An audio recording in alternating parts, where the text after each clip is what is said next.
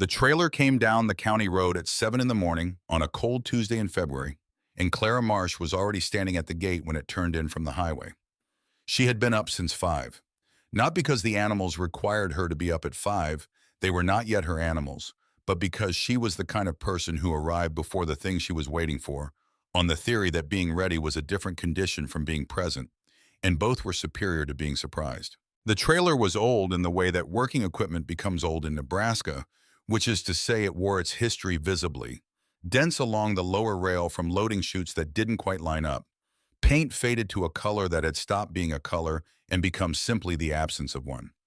The sound coming from inside reached the road before the trailer made the turn, 200 animals expressing their collective opinion of 6 hours in a metal box, which was not a favorable opinion. Clara listened to that sound and felt something settle in her chest. Not relief exactly, more like confirmation that the thing she had set in motion was now in motion beyond her ability to stop it, which was where she needed it to be.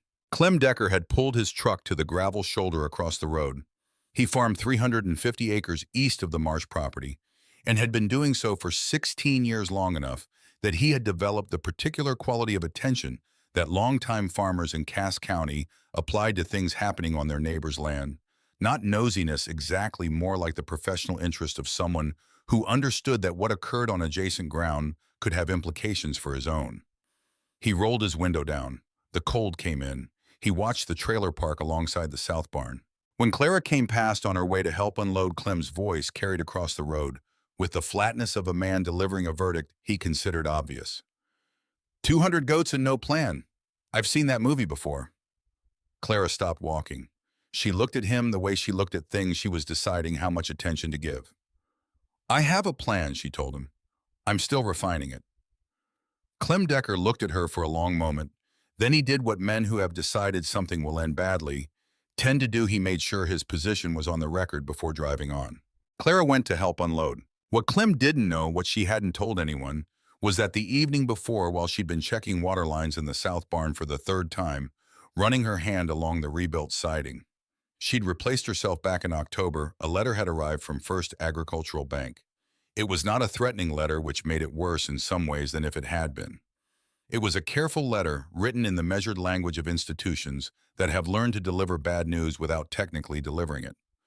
The letter informed her that in light of regional agricultural market conditions, her operating loan would be subject to review within 90 days, at which time the bank would reassess the terms of continuation. Clara had read it twice at the kitchen table. She'd folded it in thirds and placed it in the second drawer of her father's old desk, the drawer where he used to put things that required attention, but not immediate attention. A distinction she had learned from watching him that turned out to be one of the more useful things she'd absorbed in 30 years of watching Harold Marsh move through the world. She had gone to bed at 9. She woke at 5. She put on her coat and went out to the gate.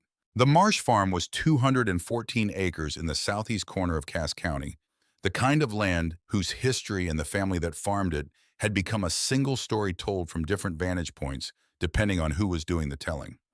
Clara's grandfather, Earl Marsh, had bought the original 120 acres in 1944 with money accumulated across 9 years of working other people's fields, saving with the particular discipline of someone who understood that the ground he was working toward was already there, waiting indifferent to how long it took him to arrive. Earl had added to the property twice after that, 40 acres in 1961, another 54 in 1974, until the farm reached the shape it held today.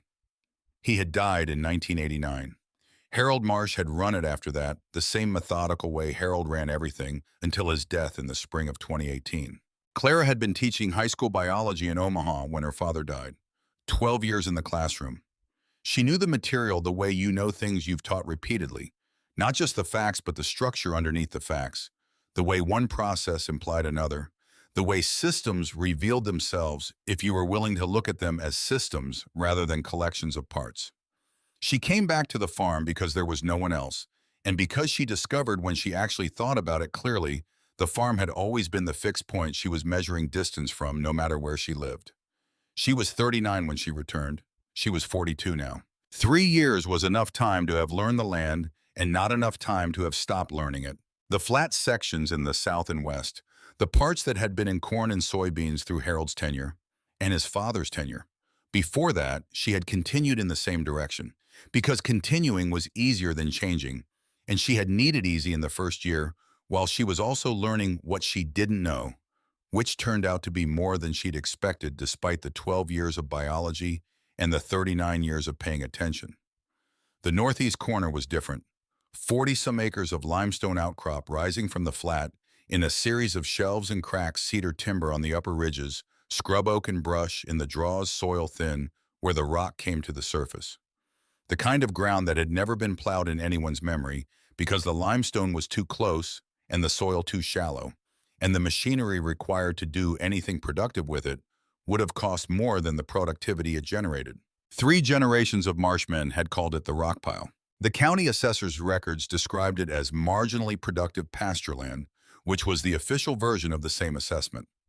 Clara had walked it 4 times in her first year back, the slow, methodical circuit her father had taught her, without explicitly teaching her moving through a piece of ground, the way you move through a room where you suspected something had been left behind, not searching for anything specific, just being present enough to notice what was there.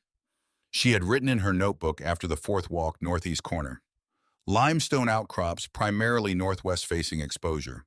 Cedar timber on upper shelves. Scrub oak and brush in draws. Soil thin over rock on upper sections, deeper in lower draws.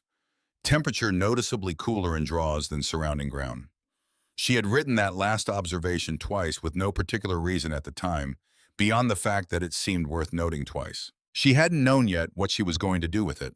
The 200 goats came off the trailer the way 200 animals come off a trailer after a long journey all at once, and in several directions simultaneously. Clara had anticipated this. She'd set up temporary panels in October before she'd known for certain there would be animals to funnel through them, the same way she'd replaced the rotted siding and fixed the roof leak and rehung the south barn door that had been hanging wrong since a wind event 2 springs earlier. She had been preparing for something she couldn't fully articulate, which was not the same as not knowing what she was doing. It was more like knowing the shape of a thing before knowing the thing itself. She counted 203 animals by the time the last one was inside and the barn door was latched. 3 had been pregnant when they loaded in Adams County and had delivered during the 6-hour drive, which added a specific complication to an already complicated morning. The kids were alive. Clara wrote that in her notebook before she wrote anything else. She had found the goats by accident, which was not the accurate way to describe it. She had found them by paying attention to an auction she hadn't planned to attend, which was a different thing. The dispersal sale in Adams County had been a consequence of a death the owner of a moderately sized goat operation had passed without a succession plan, and the estate was liquidating assets in the straightforward way estates do when there's no one positioned to continue the work. Claire had been in Adams County for an unrelated reason. The sale was happening. She had a habit of stopping at auctions when she encountered them, a habit absorbed from her father, who believed that auctions were among the more reliable ways to understand what a piece of ground or a group of animals was actually worth versus what people had decided it was worth, which were frequently different numbers. The auction barn had been cold and not particularly crowded.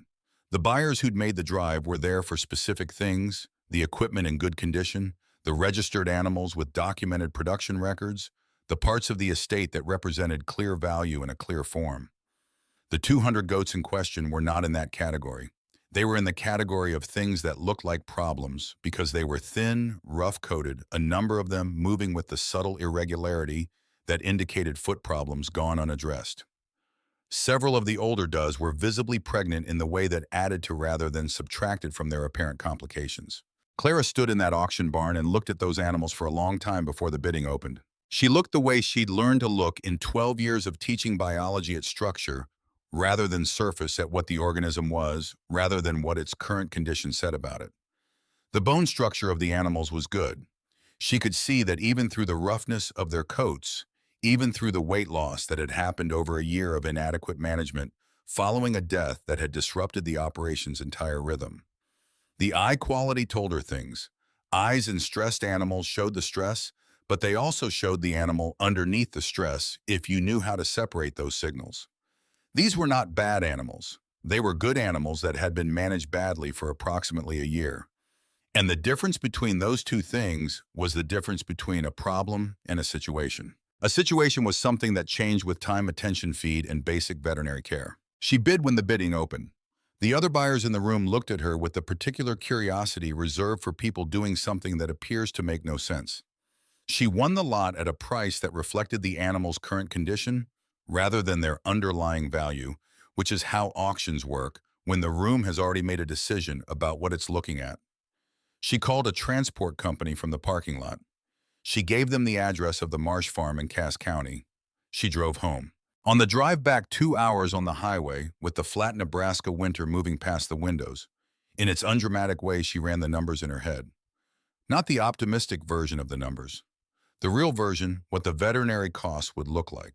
What adequate feed for 200 animals through the recovery period would cost, how long the recovery period was likely to take before she had animals in condition to sell.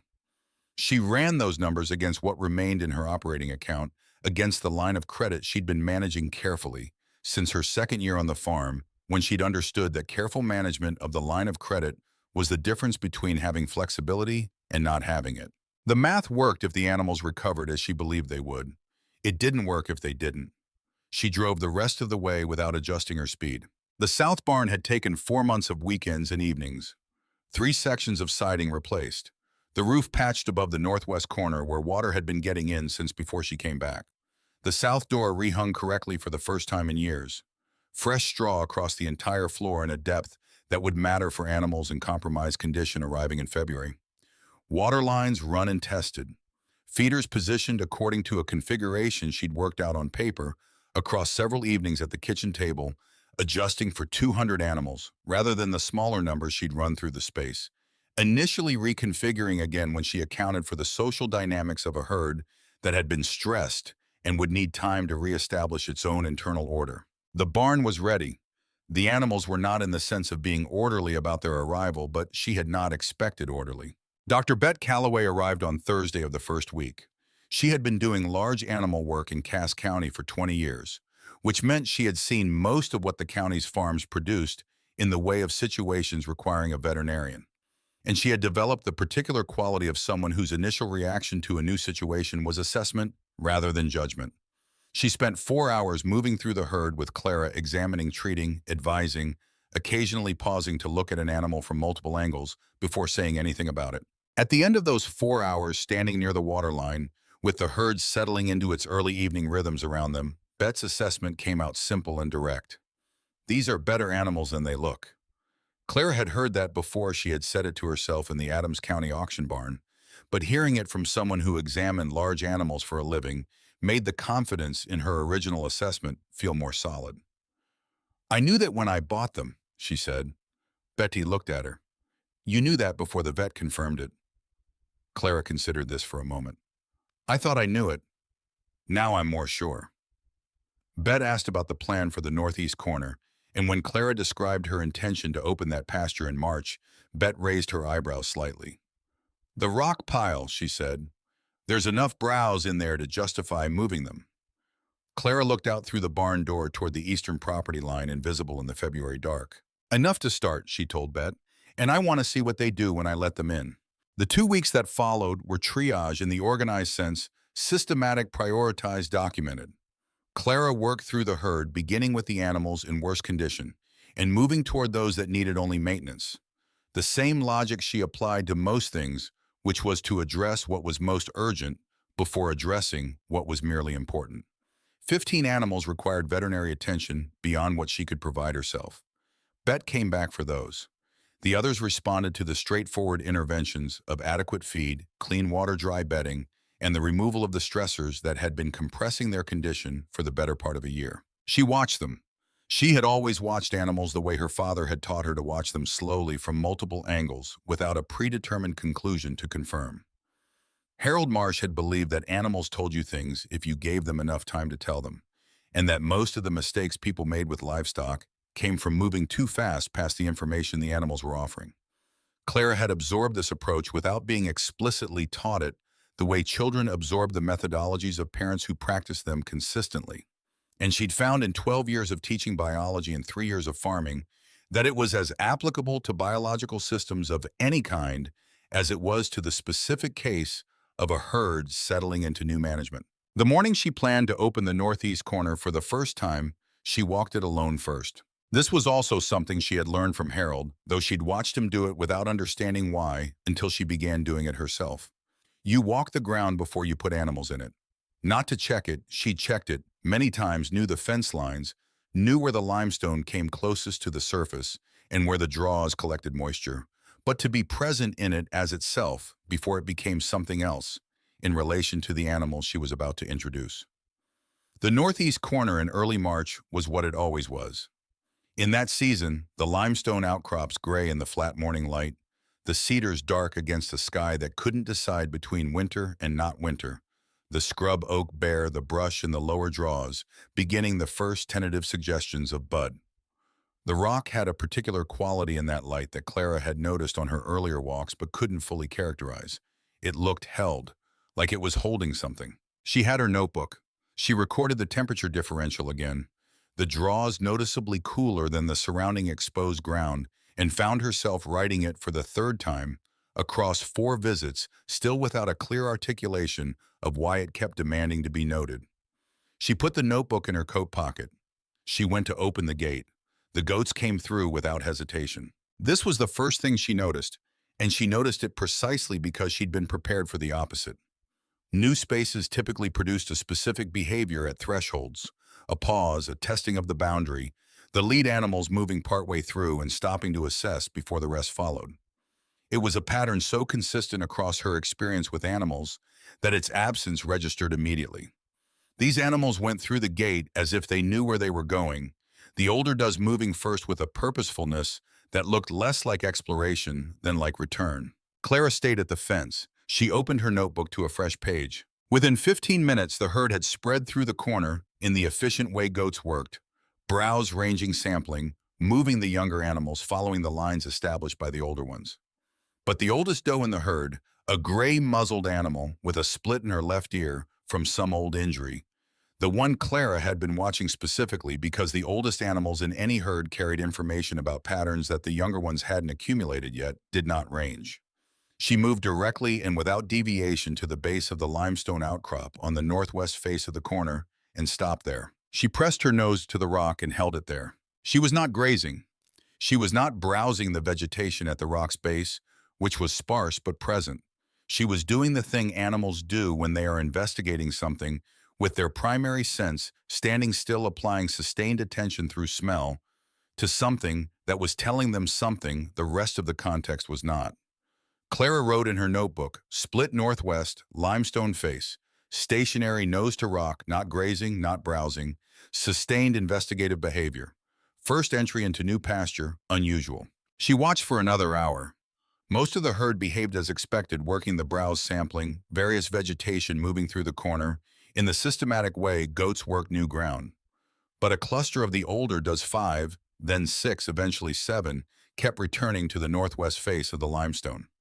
Not necessarily to the exact spot where Split stood, but to the same general area, the lower shelf where the rock met the ground. The transition zone between the exposed outcrop surface and the thin soil that had accumulated in the crack between the limestone's base and the flat ground extending east. They were not competing with each other when they gathered there. They were doing the same thing Split was doing, standing, smelling, attending. Clara wrote older does 6 to 7 animals returning repeatedly to northwest limestone base over 90-minute observation. Not feeding behavior. Pattern appears consistent.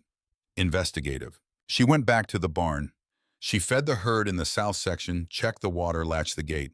She sat at the kitchen table that evening and wrote in the notebook for 40 minutes, not trying to reach a conclusion, but trying to accurately describe what she'd observed in terms precise enough to be useful later. Her father had taught her that too, though he'd never said it explicitly. You wrote down what you saw before you wrote down what you thought it meant, because those were different operations, and they contaminated each other if you ran them simultaneously. She did not yet have an explanation. She had, as Harold Marsh used to say about such things, a question. A question was the beginning of finding out. The behavior continued. Every day she opened the northeast corner, the older does move to the northwest limestone face. Every day Split stood with her nose to the rock in the sustained, purposeful way that had nothing to do with foraging. Clara observed from the fence and wrote what she saw. She kept the descriptions, factual time of arrival at the rock face, duration of stationary behavior, Number of animals involved, weather conditions, time of day. She did not yet write interpretations. On the fourth day, she walked out to the rock face herself. Split did not move when Clara crouched beside her. This was unusual in its own way. The doe had been cautious in the barn, moving away from direct approach, the way animals with a history of inadequate handling sometimes did. Here at this rock face, she held her position. Clara put her hand on the limestone. Cold, the specific cold of exposed stone that had held winter through to March, the kind of deep cold that took longer to release than the air around it, which was normal. Stone held cold longer than air. That was thermal mass. That was not unusual. But when Clara moved her hand down to the soil at the rock's base, the thin accumulation that had gathered in the crack where the outcrop met the flat ground, the cold she felt was different. Not colder exactly, different in quality.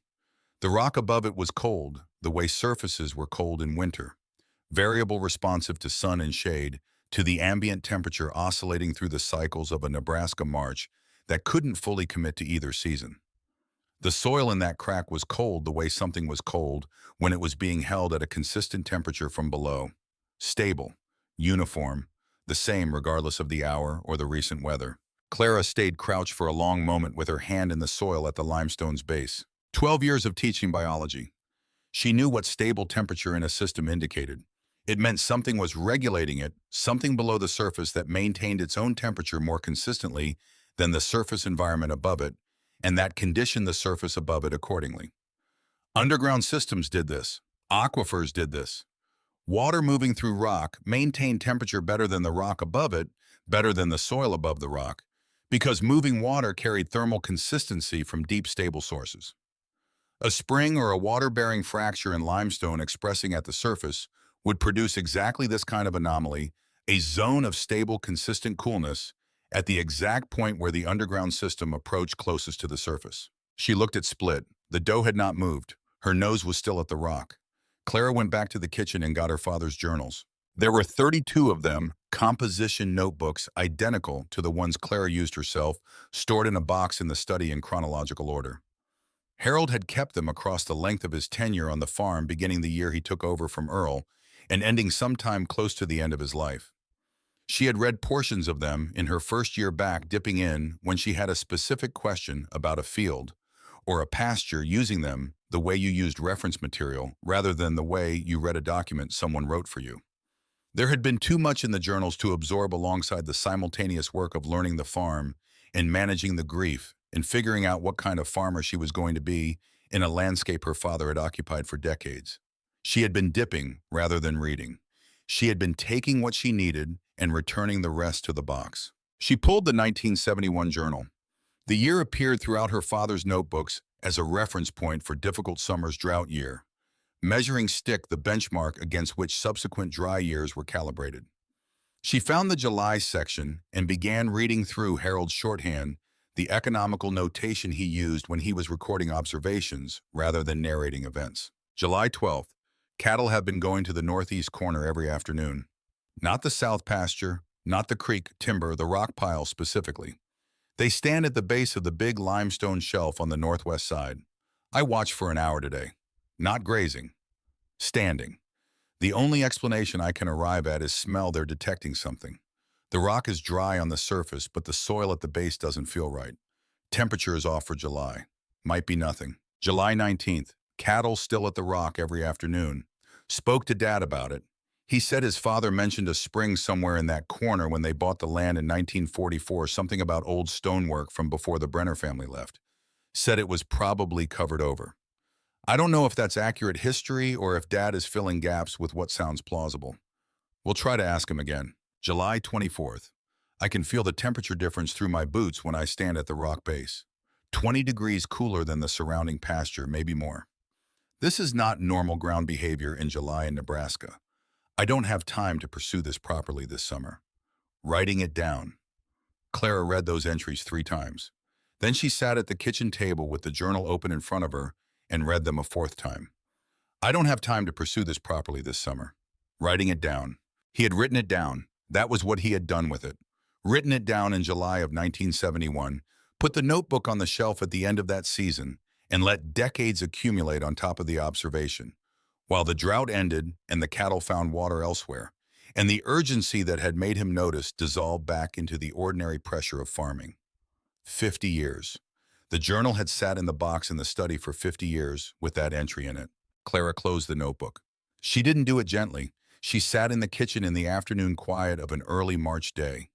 The kind of quiet that Nebraska farms produced in the shoulder seasons, when the work was present but not urgent, when there was room for other things to occupy the space between tasks.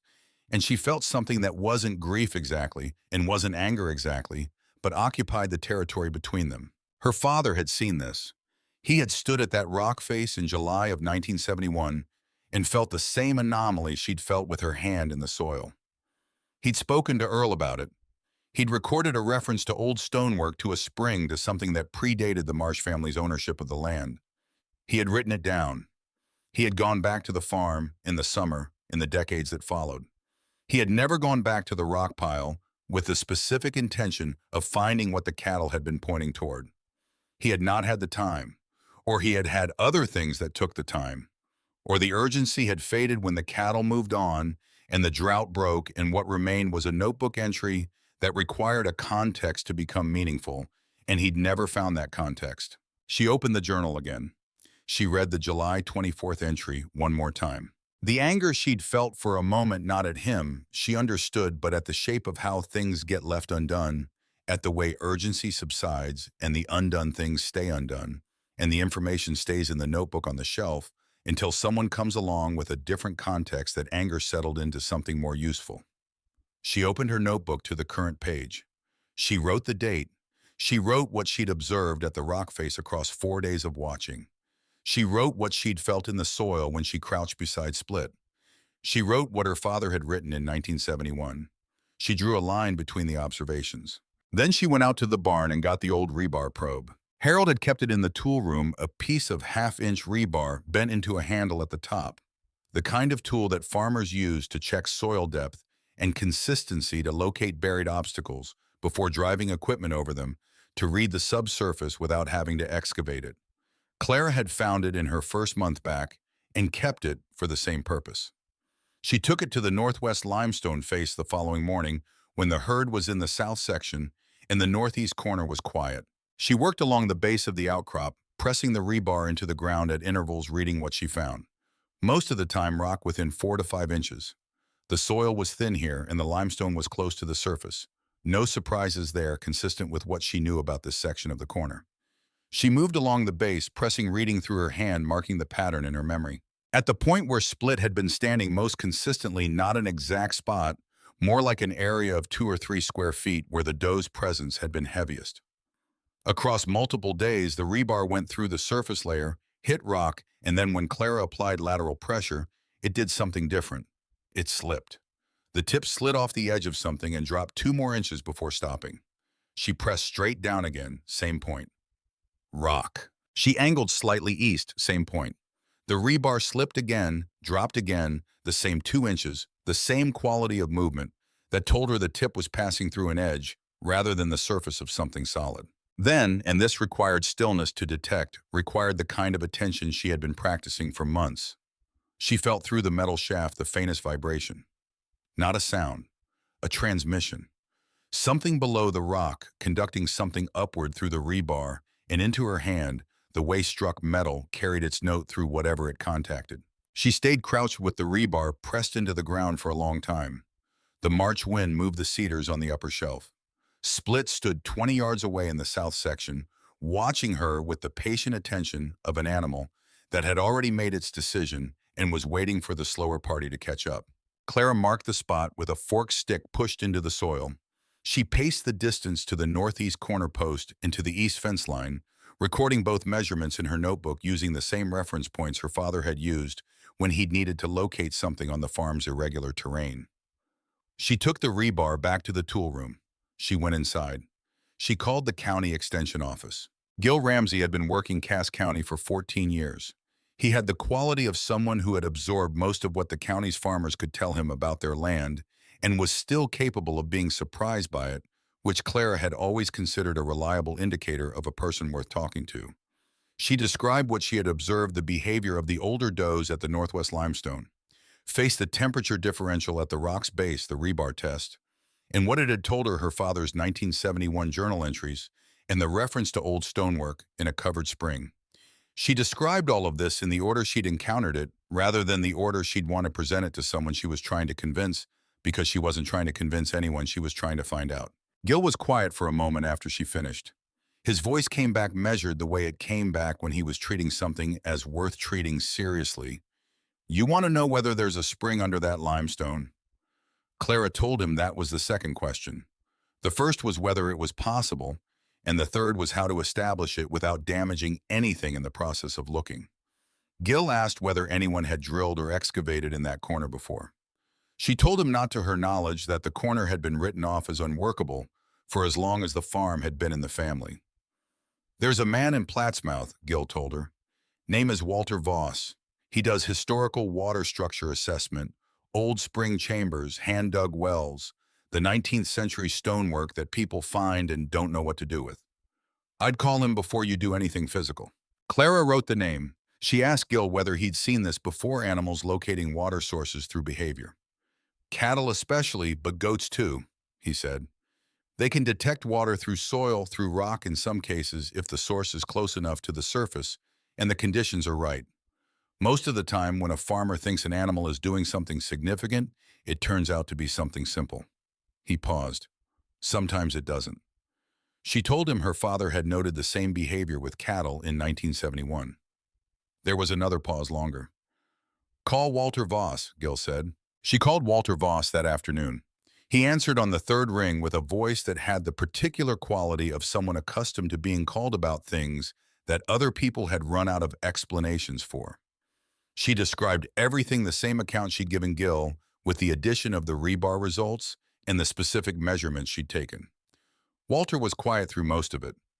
When she finished, he asked two questions: how old was the property's original homestead claim, and what family name was attached to it. She told him the Brenner family had filed the homestead in 1886 and had farmed the land until 1931, when they'd lost it in the Depression. Walter said German homesteaders in southeast Nebraska almost always developed spring sources if there was any indication of water on the property. They were practical about water infrastructure in a way that varied considerably among the settler populations. If there was a limestone outcrop with any expression of seepage, they would have tried to collect and direct it. He asked if she could show him the location on a Saturday. She told him she could show him any Saturday he was available. He came the following weekend. The northeast corner was not impressive to look at in March. Clara had walked it enough times to have stopped seeing it as either promising or discouraging, to have arrived at the more useful position of seeing it as what it actually was. 40 acres of limestone and cedar and thin soil that had been forming itself into its current configuration for longer than the county had been a county, indifferent to what the Marsh family or anyone else thought of its utility. Walter Voss stood at the fence for a long time before he said anything. He looked at the limestone outcrops the way experienced people looked at things they were reading rather than merely seeing. "Show me where your animals have been standing," he said. Clara walked him to the northwest face. She showed him the forked stick she'd left as a marker. She showed him the notebook entries, the temperature observations, the rebar measurements, the distances to the reference points. Walter read the notebook pages with the same attention she had noticed in the extension office, reading, rather than skimming, taking the information in rather than confirming what he already thought. He produced a probe from his canvas bag longer than her rebar, with a more refined handle, and pressed it into the ground at the mark point. He found the rock. He applied lateral pressure. The probe slipped, dropped. He pressed a second probe in beside the first at a slightly different angle. Then he said, "Put your hand here." Clara crouched and placed her palm against the shaft of the first probe. Walter pressed it gently and held it. The wind moved through the cedars on the ridge above them. A bird called once from somewhere in the scrub oak below. Clara felt the vibration through her palm, not quite sound, not quite movement, but something that was both. Transmitted upward through the steel and the rock and whatever lay between them. Water. Moving water at a depth that turned sound into vibration by the time it reached the surface. Walter straightened. He looked at the rock face, then at the ground at its base, then at Clara. "There's a void below the surface here. Small, 8 feet by 8 feet, perhaps slightly larger. The construction style, if this is what I believe it is, would have been a dry-laid limestone chamber with walls corbelled inward toward the top. A natural seep from the north face of the outcrop feeding in from a fracture in the rock. He pressed the second probe again, adjusting the angle slightly. The vibration is water moving through the chamber. If the chamber is still structurally intact, that water has been moving through it continuously. His voice carried the specific flatness of someone delivering a professional assessment rather than a narrative. I've assessed 6 structures like this in my career. 3 were functioning spring chambers, 2 were old refuse pits, 1 was a partially collapsed root cellar that was genuinely dangerous to excavate. I can't promise you which category this is. He looked at her. But I can tell you the behavior of the probe and the temperature profile you've documented are consistent with the first category. Clara looked at the rock face. Split was visible at the far end of the northeast corner, working the lower brush with the efficiency of an animal that had figured out the space over the preceding weeks. The older does were clustered near the base of the outcrop, doing what they had been doing every day, not foraging, attending. "When can you start?" Clara asked. Walter looked at his bag, then at the limestone, then at the flat Nebraska sky above the Cedar Ridge. "Next Saturday," he told her. And calmly, "We go in by hand. We don't use machinery. We come out one layer at a time, and we read each layer before we remove the next one." He picked up his bag. "The people who built structures like this, if that's what this is, built them to last. The only way to find something built to last without destroying it in the process is to approach it at the same pace it was built." He walked back toward his truck. "I'll bring the tools. You bring the notebook." Clara stood at the northwest limestone face after his truck had turned out onto the county road, and the sound of it had faded into the ordinary sounds of the Cass County morning. Split had moved during the conversation, drifting closer to the area near the mark spot, with the gradual directional movement of an animal that was not approaching something but was reducing the distance to it. She stood with her nose 3 inches from the ground at the limestone base. Not at the rock itself now, but at the soil at its edge, at the exact zone where whatever was below expressed itself most clearly at the surface. Clara opened her notebook. She wrote March. Northeast corner, preliminary assessment completed. Walter Voss, Saturday next. Beginning. She looked at what she'd written. Then she added in the smaller notation she used for things she was still understanding rather than things she had understood. "The doe has known where this was for weeks. The question was never whether something was there. The question was whether I was paying attention correctly." She closed the notebook. She put it in her coat pocket. She walked back to the barn in the flat March light with the weight of the letter in the kitchen drawer behind her and the weight of her father's words in 1971 in front of her, and the particular sensation of being positioned exactly between a thing that was ending and a thing that had not yet begun. Walter Voss arrived the first Saturday in April with a canvas bag that had been packed the same way for 30 years, tools arranged by the order they would be needed rather than by size or convenience, a logic that revealed itself only as the work progressed. He brought a young man named Danny who worked excavations with him and who knew how to use a mattock in a confined space without losing control of the swing, which was a specific skill that most people didn't know they lacked until they needed it. Clara had the notebook. She had coffee and a thermos.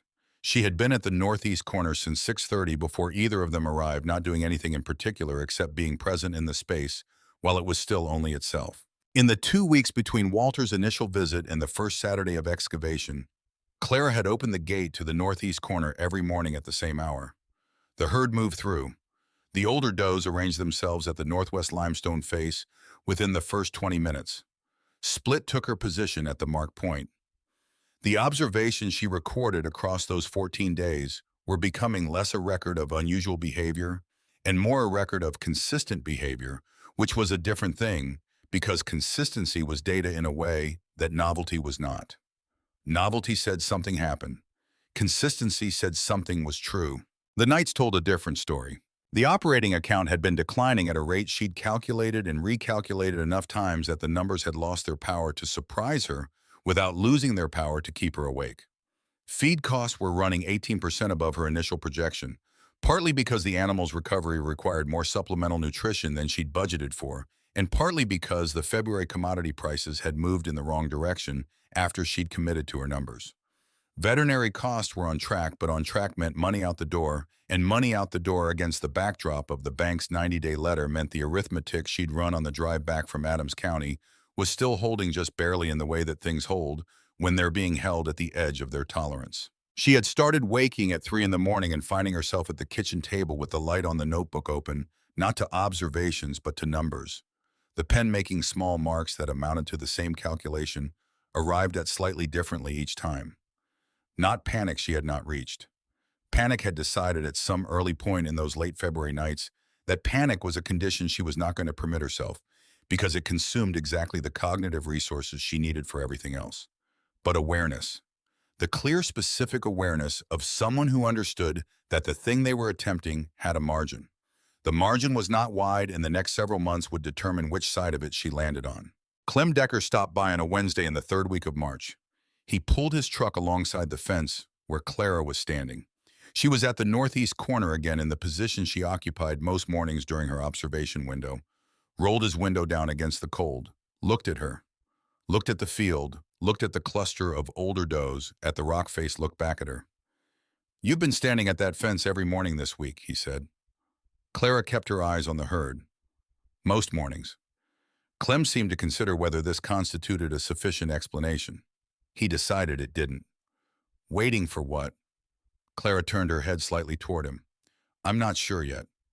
Clem's expression did what it did when he encountered something that didn't fit the categories he'd organized his understanding of farming into: a brief tightening around the eyes, a displacement of the thing into the category of things he would wait to evaluate. He drove on without saying anything further. The first Saturday, Walter worked with the same methodical patience he'd described.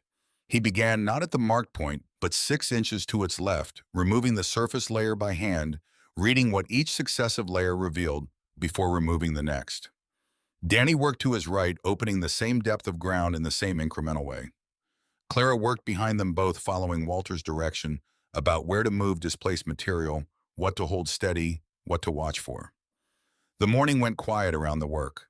The herd ranged in the far section. Split stayed near the fence line separating the northeast corner from the south section, watching the excavation with the alert, still attention she applied to things that occupied her interest. At 11:17 in the morning, Clara noted the time because Walter paused in a way that said something had changed. The surface layer came away from a section of subsurface to reveal not the fractured native limestone that characterized the rest of this ground, but something different, something arranged. Walter crouched for a long time, looking at what he'd uncovered before he spoke. The stones fitted together in a way that natural processes did not produce. Edge against edge, each piece selected for the flatness that made the next piece lie true against it, the whole course presenting a surface that was not quite level, but was clearly intentional, clearly shaped by hands working toward a purpose. Walter's voice, when it came, carried the particular quietness of a man who has spent 30 years looking for things most people have stopped believing exist. This is late 19th century work. Someone knew exactly what they were doing. He looked at the fitted course of stones for a moment longer. Someone took time with this. They did not reach the chamber that first Saturday. The fitted course required careful removal rather than clearance. Each stone lifted and set aside. In the order it was removed, the system documented before it was dismantled. Walter explained as they worked that this was not caution for caution's sake. It was because the stones they were removing were likely the same stones that had built what was below them, and if the chamber needed repair after they found it, having the original material cataloged and accessible was worth more than the time it cost. Clara wrote dimensions in the notebook. Danny photographed each course with the methodical coverage of someone who'd learned that the thing you didn't photograph was always the thing you later needed. By mid-afternoon, they had cleared the fitted course and reached another layer, this one different in character, not the careful surface of human construction, but the intermediate zone between construction and the surrounding soil, a stratum that said, "Here is where the hand-built thing ends and the earth that covered it begins." Walter covered the opening before they stopped for the day. "Next Saturday," he said. He didn't say it with anticipation. He said it the way you said the name of the next step when you were working through a process that required all the steps. Between that first Saturday and the second, Clem Decker called. It was a Tuesday evening. Clara was at the kitchen table with the notebook when the phone rang, and Clem's voice, when she answered, had a different quality than his usual voice. Less the tone he used when he was observing things from a position of certainty, more the tone of someone who had information they weren't sure what to do with. I heard First Agricultural is reviewing loans in the county, he said. The dry years stacked up and the bank is getting careful. He stopped.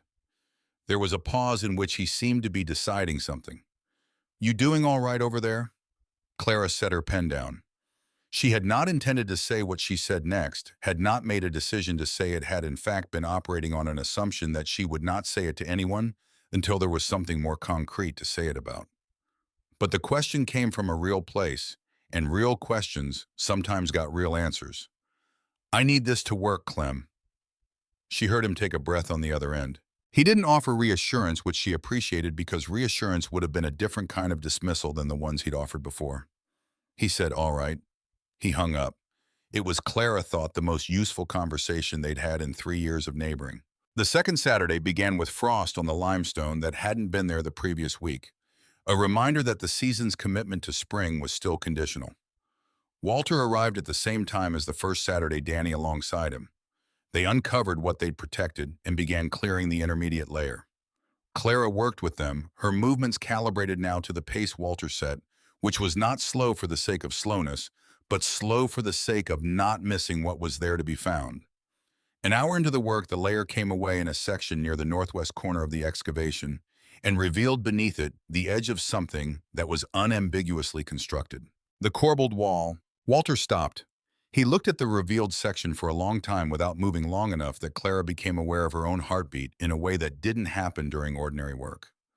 The stones of the wall angled inward with the slight taper of the corbelling technique, each course set fractionally further toward the center than the course below it, creating a structural arch that distributed weight outward into the surrounding limestone rather than downward into the void the wall enclosed. The technique was old. It was also, as Walter said when he finally spoke, exactly right for what it was trying to accomplish. You build a corbelled chamber in limestone country because you're not pouring concrete. You're not using mortar that will fail in wet conditions. You're relying on gravity and fit to hold the structure together indefinitely. The people who knew how to do this understood that indefinitely was the goal. He looked at Clara. They weren't building for themselves. They were building for whoever came after them. She didn't write that down. She held it instead. They worked through the afternoon, opening the chamber incrementally, reading the wall as it emerged. By 3 o'clock, the full outline of the opening was clear, roughly 8 feet by 8 feet, as Walter had estimated, the walls dropping to a depth they couldn't yet see. The sound of water became perceptible in those afternoon hours, not as something new, but as something that had always been present and was now close enough to the surface to cross the threshold from vibration to sound. Faint, consistent. Clara pressed her palm to the limestone wall above the opening and felt it move through the stone, the way a pulse moved through a wrist. Not the stone's pulse, but something transmitted through it from somewhere below. Walter shone his light into the chamber. The floor of it was wet, not pooled water wet in the way a surface was wet when water was moving across it slowly, a continuous thin sheet crossing the limestone floor from left to right, appearing from a fracture in the north wall and disappearing toward the east side of the chamber where the base of the structure met the surrounding ground. The walls were intact, the corbelling sound along every visible surface. A century of soil accumulation had buried the chamber and protected it simultaneously, and what had been buried was a functional piece of infrastructure that had been quietly, persistently doing exactly what it was built to do throughout every decade of its burial. Walter's voice when he spoke had lost its professional flatness, not dramatically, just enough to mark the difference between assessment and something closer to recognition. The seep is active. That's current flow, not residual moisture from ground saturation. The fracture in the north wall is expressing the aquifer. He moved the light along the east side of the chamber. There's the overflow channel. You see that course of stones along the east base? That's an intentional drain. When the chamber fills to a certain level, excess water moves through that channel out toward the flat ground to the east. Same direction it's been going since the day this was built. He straightened. He looked at Clara with the directness of someone delivering a verdict he had earned through 30 years of looking at things other people couldn't find. This is a functioning spring chamber. Someone built it to collect a natural spring expressing from the limestone aquifer, direct it into a usable reservoir, drain the overflow so the reservoir doesn't flood. It has been doing all three of those things since the day it was finished. A pause. Nobody's been using it, but it has been working. Clara looked into the chamber. The water on the stone floor caught the beam of Walter's light in the shifting way that moving water did the surface, continuously renewed from the fracture in the north wall, continuously departing toward the east. The same water split had been pressing her nose to through the rock for weeks. The same water Harold Marsh had felt through his boot soles in July of 1971 without being able to name what he was feeling. The same water, she understood this now, with a certainty that didn't require her to prove it, that someone had built a stone chamber around in 1893 because they understood what it was worth. She said, "How clean is it likely to be?" Walter said, "The source was the limestone aquifer, which filtered water through enough rock to remove most surface contaminants, and that the structure of the chamber appeared to have no pathway for surface water to intrude directly." He said they would need to test to know. He said the initial indicators were favorable. The third Saturday was the channel. Walter had come back midweek to assess the overflow drainage, probing the ground east of the chamber opening along the line that the stone course indicated. What he found confirmed what the chamber's structure had suggested. The channel existed intact along most of its length, but blocked at a point approximately 12 feet from the chamber wall, where decades of soil migration had compacted into something closer to earthen plug than loose fill. The water in the chamber was draining, but slowly, more slowly than the channel was designed to manage, which meant the water level inside was higher than the original engineers had intended, which meant pressure was building against the chamber walls in ways that the corbelling could accommodate for now, but could not accommodate indefinitely. This was what Walter told her on Wednesday evening when he called. His voice carried the measured urgency of someone who understood the timeline without overstating it. "The structure is stable now.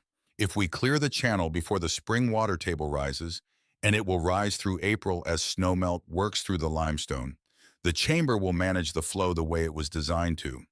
If we don't clear it before the water table peaks, we're looking at sustained pressure against those walls that the original construction wasn't intended to handle continuously." He stopped. "I've seen chambers built this well survive worse. I've also seen them fail at precisely the point you'd least expect it, because the one thing you didn't address was the thing that mattered." Clara was quiet for a moment. "Saturday," she said. Walter said Saturday. The third Saturday was colder than the two before it, the sky doing what Nebraska skies did in early April, when they hadn't made up their minds, flat and low, the kind of light that flattened distances and made everything look equidistant from everything else. Clara was at the northeast corner before Walter arrived. She stood at the opening of the chamber with her notebook and looked into it, the same chamber she had looked into the previous Saturday, but different now in the way that things were different when you knew what was at stake. The water on the floor moved in its continuous sheet. The north wall fracture expressed it steadily. The east side, where the overflow channel began its passage toward the flat ground, showed the slight discoloration of water that was moving less efficiently than it needed to. Walter and Danny arrived. They set up along the eastern line of the channel. The work was the hardest of the 3 Saturdays, not because the material was more resistant, though the compacted plug was denser than the soil they'd moved in the previous 2 weeks, but because the stakes of not completing it were clearer now than they'd been when they began. A partial job here was not a slower version of a complete job. A partial job here meant leaving the pressure on the walls through a peak water period that neither of them wanted to test the chamber against. Clara worked alongside them, taking direction from Walter about where to apply the mattock, how to move displaced material away from the line of the channel without collapsing the channel walls, how to read the ground as they progressed for signs that the channel's stone lining was intact or compromised. The work had a specific quality that the previous 2 Saturdays hadn't, not urgency exactly, because Walter's pace didn't allow for urgency, but intentionality. Each movement counted towards something with a deadline. 2 hours into the work, Danny's mattock hit something that wasn't soil. Walter's hand came up the signal they'd established early in the first Saturday for stop, hold, look. Danny held. Walter crouched. He reached into the channel with a brush he kept in the canvas bag and cleared the surface of what the mattock had glanced off of, working in the careful strokes of someone who understood that the object might be fragile in a direction he couldn't predict. What emerged was a flat piece of limestone, not native, not fractured, but dress-shaped deliberately flat on both faces, approximately 10 inches by 14 inches. It had been placed, rather than buried, positioned at the head of the channel, where the overflow from the chamber entered the drainage passage, fitted precisely enough that it had functioned as a seal against soil intrusion for the length of time it had been there. On its upper face, visible once Walter finished clearing the surface, carved letters. E. Brenner, 1893. Below the name, two lines of text in a different script. Walter looked at it for a long time. Clara crouched beside him. She looked at the letters, not the carved name which she read immediately, and sat with the weight of but the two lines below it in the formal German script of the period. Walter's voice when it came was quiet in the way of someone translating carefully rather than quickly, for those who come after us. He looked at the stone. He looked at Clara. She put it here specifically, at the head of the drainage channel where it would be protected from soil settlement but accessible when the channel was open. She wanted it to be found at the point of maintenance, not at the point of discovery. She understood that the people who found the chamber might not be the same people who kept it. Clara took the stone from the channel. It was heavier than it looked, which was true of most limestone. The carving was sharp, not decorative sharp, but functional sharp, the cuts made deep enough to survive the conditions they would encounter, rather than merely deep enough to be legible when fresh. Elsa Brenner, who had filed the homestead claim for this land in 1886 under her own name, when that was not what most women in Cass County did, had built this chamber. In 1893 had understood that she was building it for people she would never meet, had put her name on a stone at the drainage head to mark the fact of her work and leave instructions in two languages for whoever came next. The E was for Elsa. Clara knew this because she'd spent an evening in her first year back reading through the county's homestead records, tracing the land's ownership backward from Earl Marsh's 1944 purchase, through the bank receivership of the Depression years, through the Brenner family's tenure from 1886 to 1931. The primary name on the original homestead claimed the name under which the land had been legally filed was Elsa Brenner, not her husband Wilhelm. The county record had noted this as a matter of course. Clara had noted it in her own notebook without fully knowing why it seemed important to record. She knew now. She set the stone carefully on the cleared ground beside the channel. She photographed it with her phone, multiple angles, the same coverage Danny applied to the structural elements. She returned to the work. Walter said nothing further about the stone, which was correct. Some things didn't require additional framing.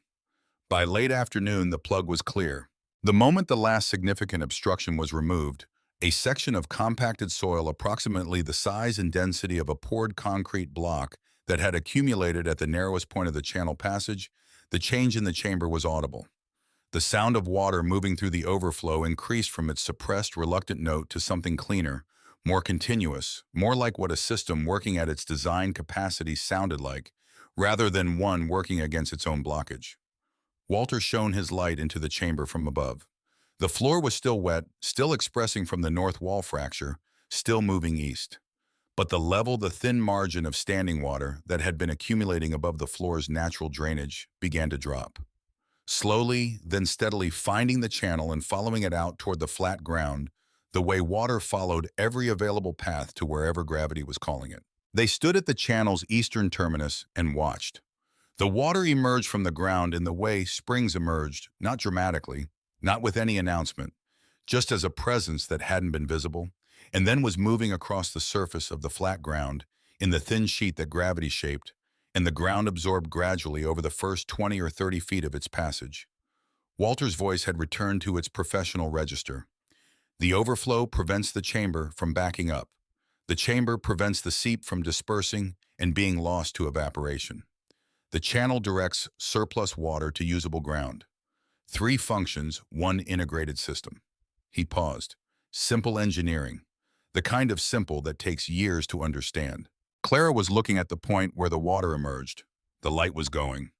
The afternoon had gone the way late afternoons went in early April in Nebraska, sideways into evening, without the gradual amber progression that came later in the year, the cold returning as the sun dropped without ceremony. She thought about Harold in July of 1971, feeling the cool of the subsurface through his boot soles, and writing it down and moving on into the rest of that summer and the rest of the summers after it.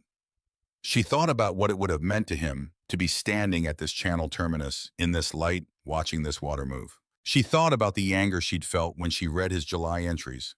Not at him, she had understood even then, but at the shape of what got left undone and why it got left undone, and how the undone things accumulated into a specific kind of loss that was harder to name than the obvious kind. She had sat with that anger at the kitchen table, with the closed notebook in front of her, and she had opened the notebook again because the anger had nowhere useful to go.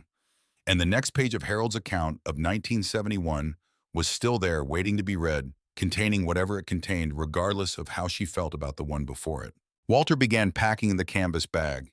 Danny photographed the channel terminus and the water emerging from it.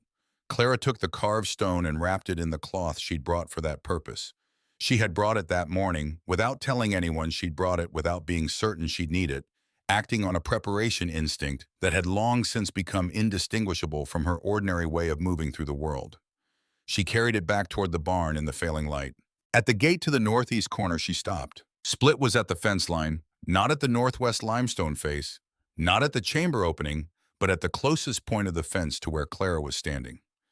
The doe's eyes caught the last of the light, the way the eyes of older animals did, with the particular quality of attention that came from having learned to distinguish between the things worth watching and the things that weren't.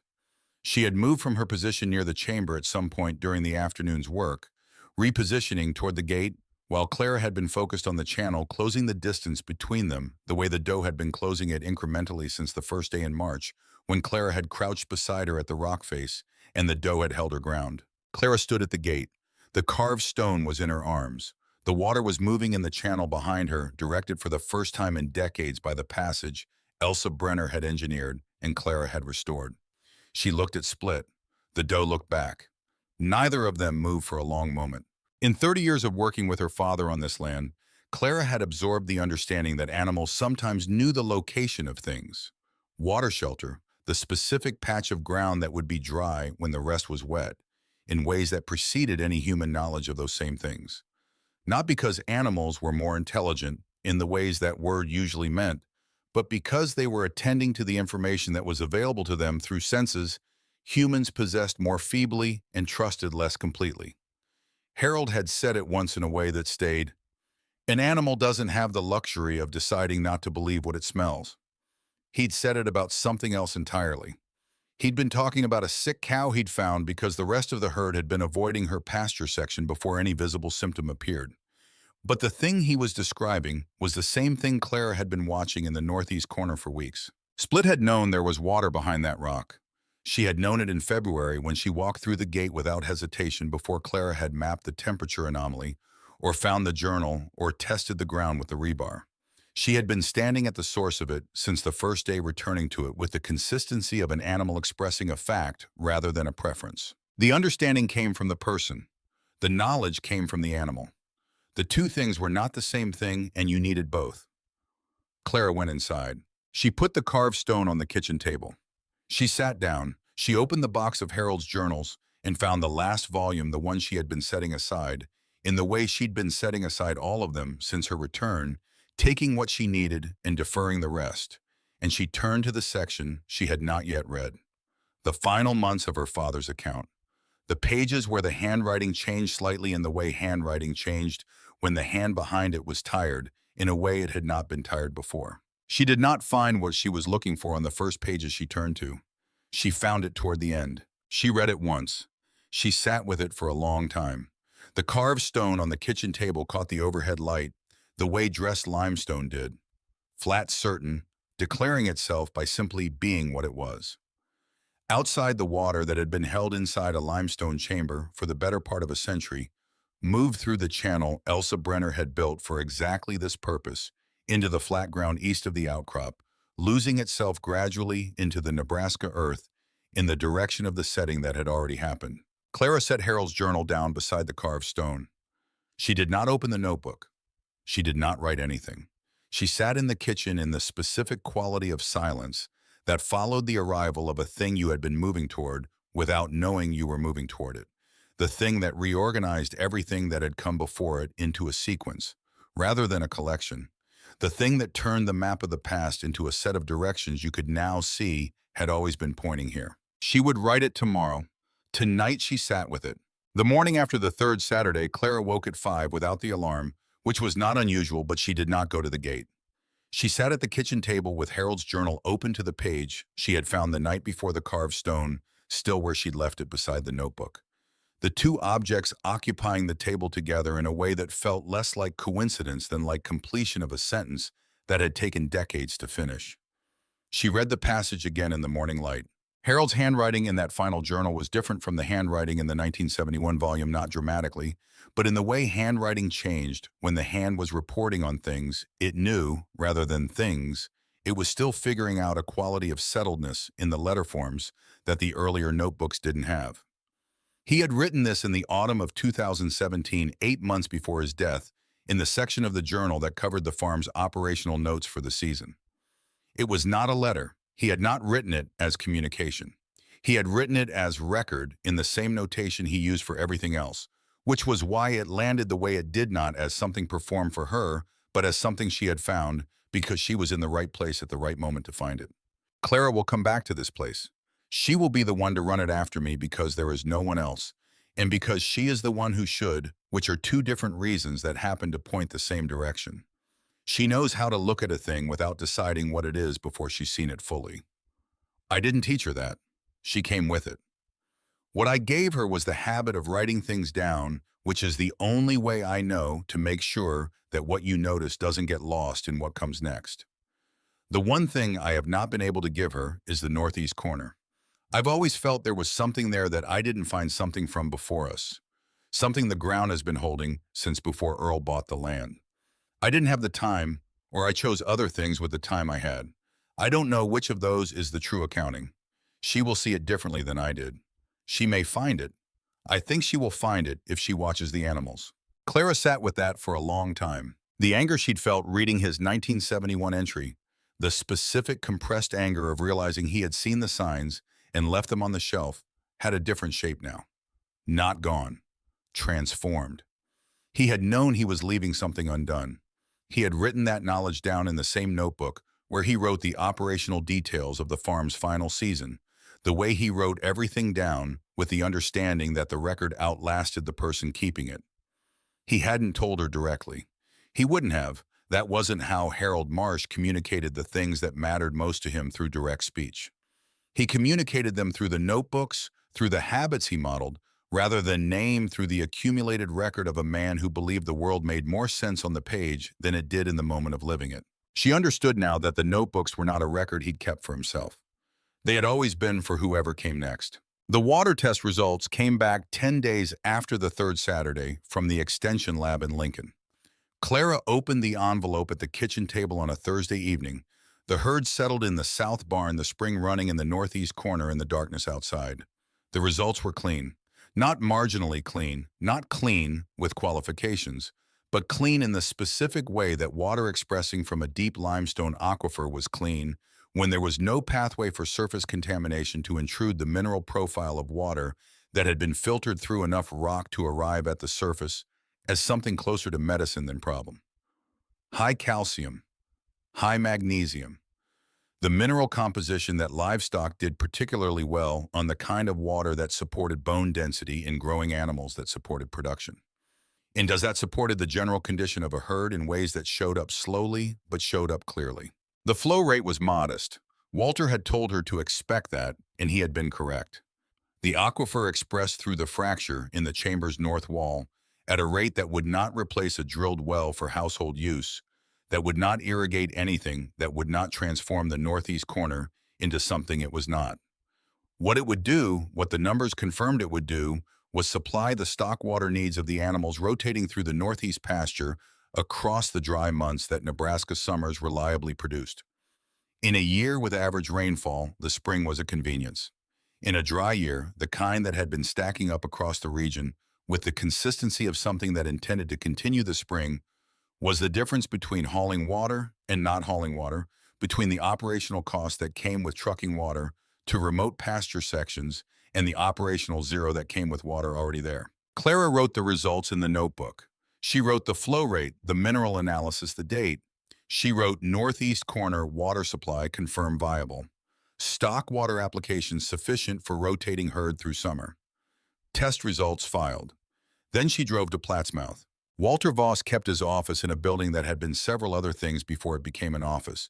The kind of building that accumulated history, the way limestone accumulated sediment, layer by visible layer. She had called ahead. He was at his desk when she arrived, the canvas bag hanging on a hook by the door, the walls covered in photographs and hand-drawn diagrams of structures he'd found over 30 years. Spring chambers, hand-dug wells, cisterns, all the infrastructure of an earlier Nebraska that later Nebraska had buried or forgotten, or both. She gave him the test results. He read them the way he read everything, completely in sequence. "The aquifer is expressing cleanly," he said. "That's not always the case with chambers this old. Sometimes the surface disturbance around them creates contamination pathways that didn't exist in the original installation." He set the paper down. Elsa Brenner chose her location carefully.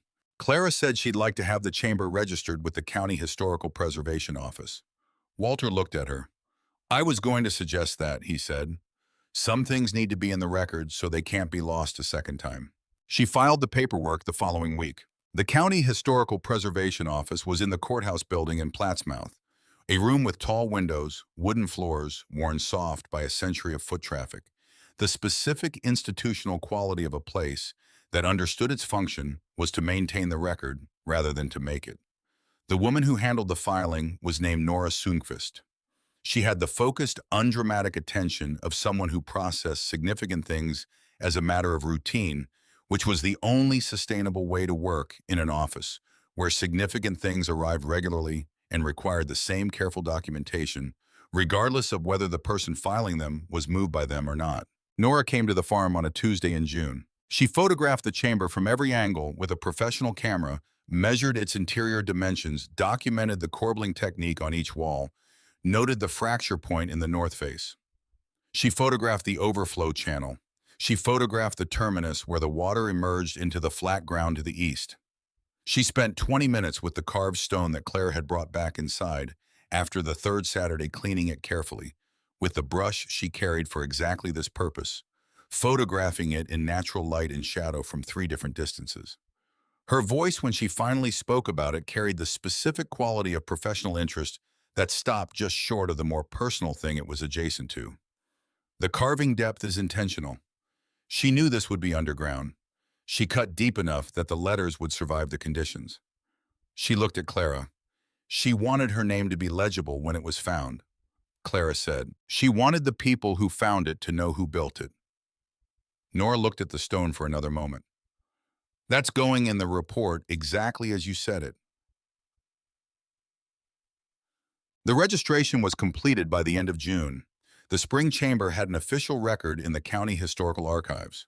The carved stone was documented, its photograph on file. The chamber's location was mapped with the precision the county used for all historical structures, its coordinates entered into the system that persisted regardless of ownership changes, zoning adjustments, or any of the other alterations that could erase the physical presence of a thing while leaving its record intact. Clara signed the registration form on the line below, where she'd written Elsa Brenner's name not as the builder, which the form didn't have a field for, but in the notes section, where she'd written the name the way you wrote the name of someone you were making sure the record included. 2 women 128 years apart caring for the same piece of water. Clara put the water trough in during the first week of May, running a line from the chamber to a low tank positioned at the corner's eastern edge, where the ground was flat enough to sight it stably. The first time she opened the valve and watched water fill the tank from the spring, she had spent 4 months fining. She sat on the fence rail and did not write anything in the notebook. Some things needed to be received rather than recorded. The recording could wait. The receiving had its own requirements. The goats went through the summer the way goats went through summers, when the management was right, ranging efficiently, working the browse, maintaining the condition they'd built up over the spring recovery. The northeast corner changed in the way that grazed land changed when the right animals worked it. The dense lower scrub opened, the old draws became accessible. The cedar stands on the upper shelves remained, but the ground beneath them cleared the visibility through the corner, improving week by week until the limestone outcrops were visible from the east fence line in a way they hadn't been when the brush had closed over them. The spring ran. In July, when the creek in the south pasture dropped to the level that in previous years had triggered the water hauling operation, the twice-weekly drive with the tank trailer, the time and fuel cost of keeping the northeast section supplied. Through the dry months, Clara did not hook up the trailer. The spring supplied the northeast section. The calculations she'd run on the drive back from Adams County in February, The one that worked if the animals recovered as she believed they would, had a variable in it. She hadn't been able to quantify at the time the value of a water source on ground that had never had one in a county experiencing the third consecutive dry year of what the Regional Agricultural Service was now describing in print as a pattern rather than an anomaly. She wrote that in this notebook July. Third consecutive dry year confirmed by Regional Service. South Pasture Creek at seasonal low. Northeast section water supplied by spring. No hauling required. First time in 3 years. The bank's 90-day window closed in May. Clara had submitted her response in the fourth week of April, a document she had drafted carefully over 3 evenings that included the water test results. Walter's structural assessment of the chamber, a projected valuation of the water rights attached to a confirmed natural spring on agricultural land in a drought-affected Nebraska county, the operational cost reduction from eliminating summer water, hauling the increased per-acre productivity of the northeast corner, now functioning as active pasture rather than marginal write-off. She had not dramatized it. She had written it the way Harold wrote his notebooks, factually in sequence, without embellishment, trusting that the facts were sufficient if they were accurate. First Agricultural Bank reevaluated the loan terms in the third week of May. The letter that arrived was as careful as the one in February, but careful in the opposite direction. The review had concluded that the property's asset profile had materially changed. The operating loan would continue under existing terms. A formal appraisal would be scheduled to update the collateral valuation. Clara read the letter at the kitchen table. She folded it in thirds. She put it in the second drawer of Harold's desk, not in the same position as the first letter, which she'd moved to the back of the drawer, but in front of it where a person opening the drawer would find resolution before they found the original problem. She called Clem Decker. He answered on the second ring, which meant he'd been near the phone, which meant he'd been waiting for the call in the way that people waited for things they didn't want to ask about directly. She told him the bank had continued the loan. There was a pause. Clem's voice came back with the flatness he used for things he was glad about, but wasn't going to perform being glad about. Good. Clara said, "I wanted you to know." Another pause. "All right," Clem said. He didn't ask about the spring, about the goats, about any of the specific mechanisms by which the outcome she was reporting had come to be. He asked, "You going to be all right over there?" Clara looked out the kitchen window toward the northeast corner, visible from that angle, as a dark tree line above the flat ground. "Yes," she said.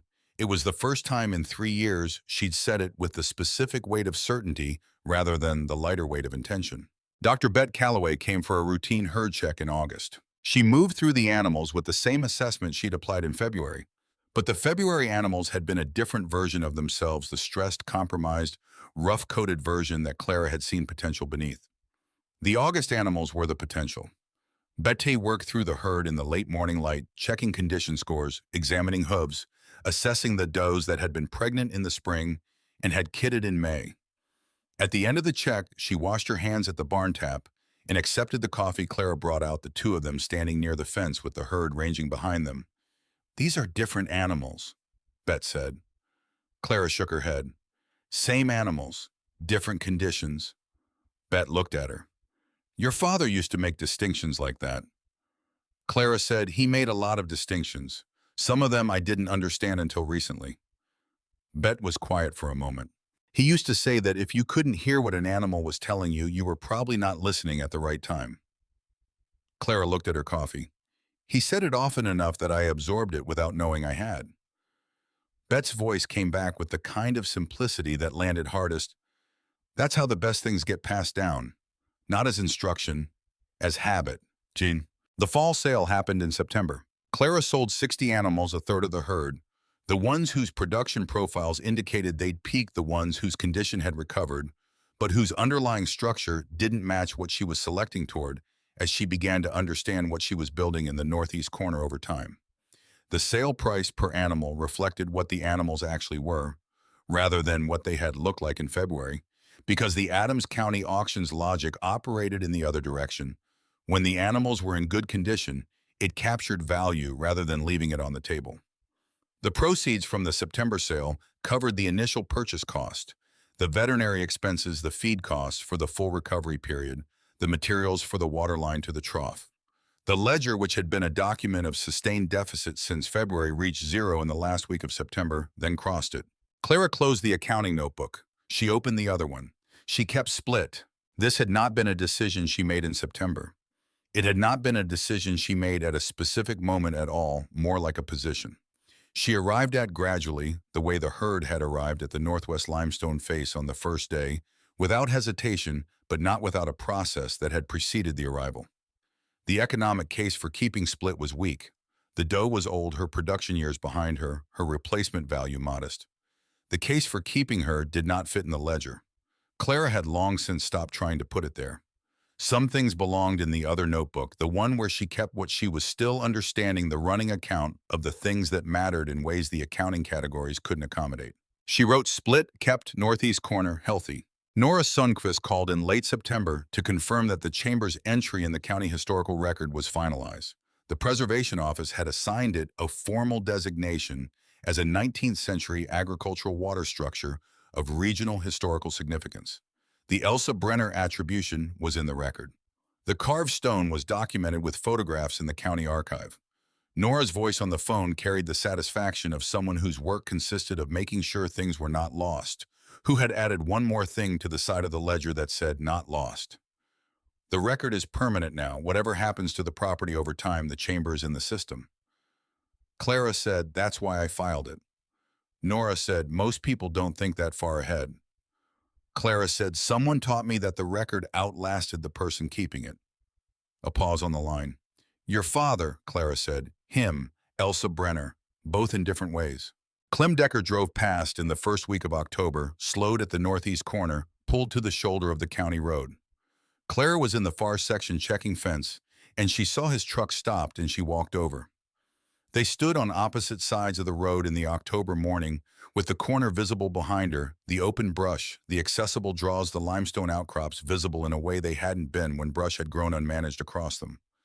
The water trough near the chamber running clear. Split near the chamber opening with the settled attention of an animal that had stopped looking for something because it had found it. Clem looked at all of it for a long time before he spoke.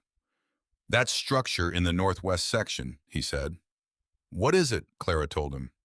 The chamber, the Corbelling Elsa Brenner, 1893, the limestone aquifer, the water test results. She told him the whole thing in the order it had happened, which was also the order in which it made sense. Clem listened without interrupting, which was not his usual mode. When she finished, he was quiet for a moment. "There's a spring in your rock pile," he said. Clara said, "There has been a spring there since before my grandfather bought the land. We just didn't know where it was." Clem looked at the trough, at the water running into it from the line Clara had said in May. "How did you find it?" She said, "The goats showed me." Clem looked at her. "The goats." Clara said, "The older ones. They could smell the water through the limestone. They went to the rock face every day for weeks." Clem looked back at the trough at Split near the chamber, at the corner that had been a rock pile for as long as he'd been farming next to it. "I have been working this land for 16 years, he said. His voice carried something she hadn't heard in it before. Not quite regret, not quite wonder, something between them that didn't have a cleaner name. Clara said, "I know." He said, "I thought it was just waste ground." Clara said, "It looked that way from the road." Clem was quiet for another moment. "How did your father not find this?" Clara said. "He noticed the signs in 1971. He wrote it down. He didn't have time to pursue it that summer. And then the drought broke and the cattle stopped going to the rock face and the notebook went on the shelf." Clem looked at her. "So you read the notebooks?" Clara said, "The goats sent me to the notebooks. The notebooks sent me to Walter Voss. Walter Voss sent me to the channel. The channel had the stone." She paused. "It goes journals, Goat Spring." Clem Decker looked at the northeast corner for a long time. He said, "Your father was a careful man." Clara said, "He wrote everything down." Clem put his truck in gear. He looked at her once more before he pulled back onto the road. Not the look he'd given her in February when the trailer turned in, the look of a man noting the beginning of what he expected to be a cautionary tale. A different look. The look of a man revising something. He drove on without shaking his head. October arrived the way October arrived in Nebraska, which was with a quality of light that the other months didn't have, lower, more lateral. The kind of light that made distance visible in the landscape, rather than flattening it, that showed the geology of the place, rather than the surface planted over it. The northeast corner in October was not what it had been in October the previous year, when the brush had been closed and the draws had been inaccessible, and the limestone outcrops had been visible only as suggestions through the cedar and scrub. The goats had worked it for 8 months.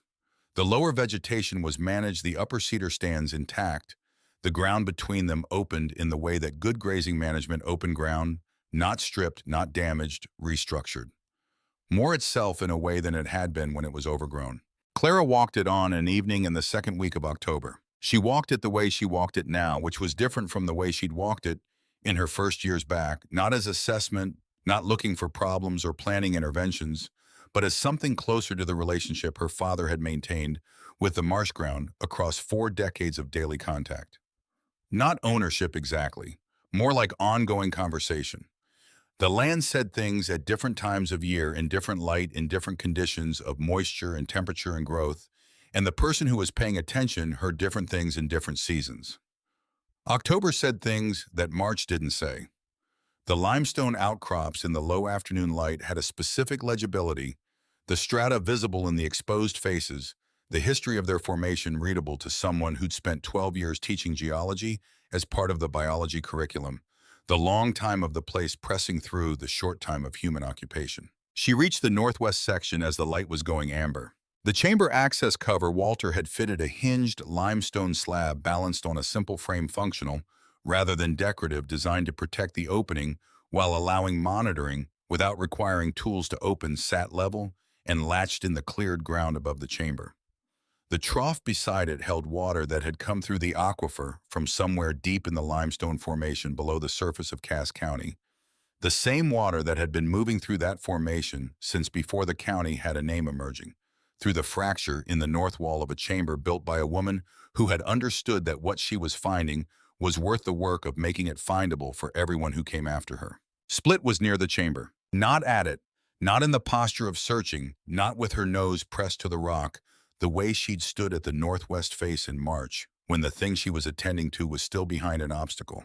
She was near it in the attitude of an animal that had arrived somewhere and recognized it as the place it had been moving toward.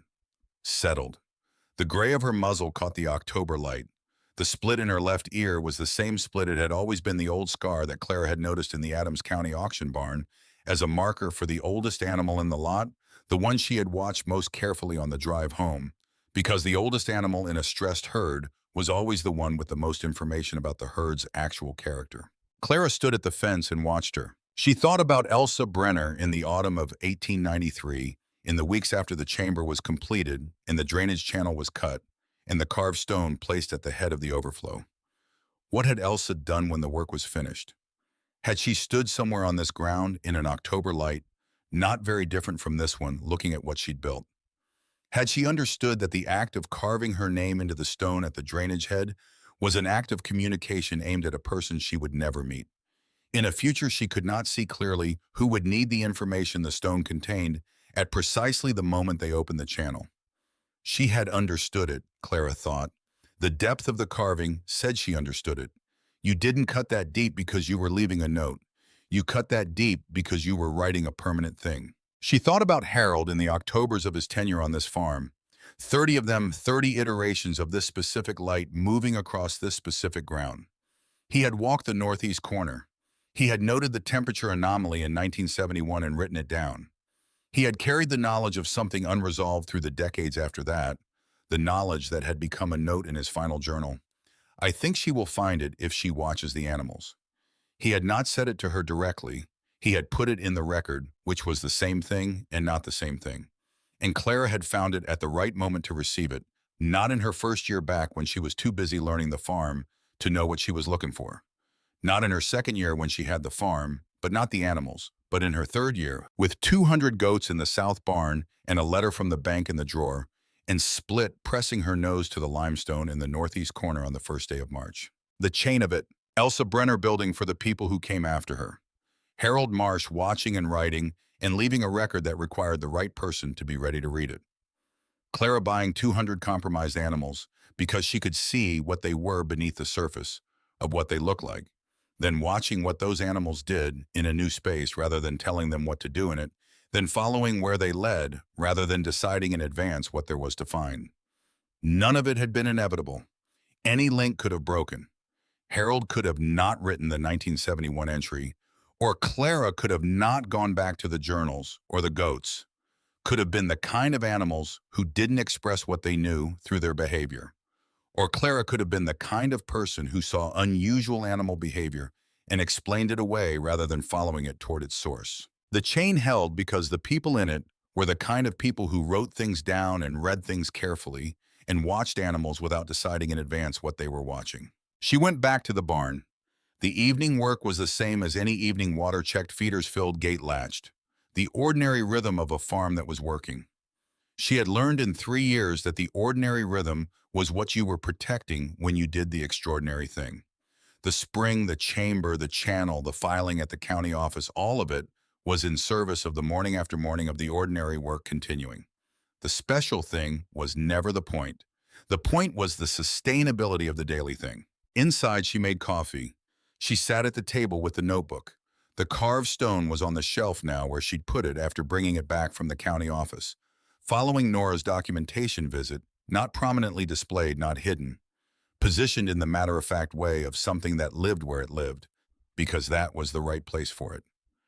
Elsa Brenner's name in the limestone. The date. The 2 lines in German. Clara had written the translation on a piece of paper folded behind the stone, for those who come after us. She opened the notebook. She wrote the date at the top of the page the way Harold had written the date at the top of every page, the way she had written it every day since she'd started keeping this record in the first weeks of her return to the farm. She wrote October 2021. Northeast corner fully integrated as active pasture. Spring chamber producing reliably consistent flow through summer and into fall. Water test results on file with County Extension Lab. Herd in good condition. September sale complete. Operating account current. Loan terms confirmed. Split healthy. She stopped. She looked at what she had written. She added one more line. Harold was right about the northeast corner. He was right to write it down. She closed the notebook. She carried it to this bookshelf in the study, the same shelf that held Harold's 32 composition notebooks in the chronological order she had maintained since her first year back, the shelf that had always been the place where the record lived. She set the notebook on the shelf at the right end of the row, the most recent volume, the newest entry in a sequence that went back to the year Harold Marsh had taken over the farm from Earl. She straightened the spine so it aligned with the others.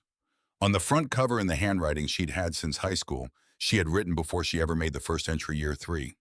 She'd written it in January before the bank letter, before the auction, before Split pressed her nose to the limestone for the first time. She hadn't known then what the year would turn into. She'd known she was going to write it down. She turned off the kitchen light. She walked down the hall to her father's study, her study now though she still thought of it as his. The way she still thought of the farm as Harold's farm, a designation that was no longer legally accurate, but remained emotionally true in a way that legal accuracy didn't address. The shelf of notebooks was visible in the light from the hallway, 32 in his handwriting, 1 in hers. She looked at the shelf for a moment. She turned off the hallway light. She went to bed at 9. She would be up at 5.